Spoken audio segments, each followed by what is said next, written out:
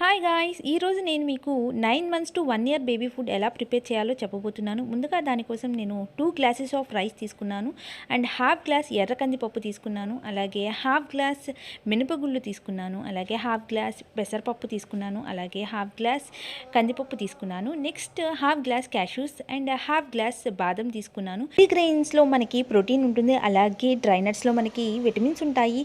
ఇది baby health and wait గెయిన్కి చాలా important. అలాగే నేను కొంచెం జీలకర్ర యాడ్ చేసి బాగా వాష్ చేశాను. వాష్ చేసిన తర్వాత నేను వాటిని ప్లేట్లో తీసుకుని 2 అవర్స్ నేను ఎండలో ఆరబెట్టాను.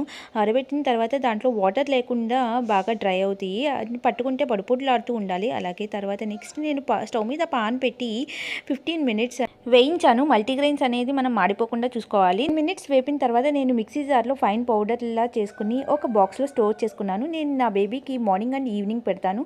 ఇది ఎలా ప్రిపేర్ చేశాను నేను నెక్స్ట్ వీడియోలో పోస్ట్ చేస్తాను.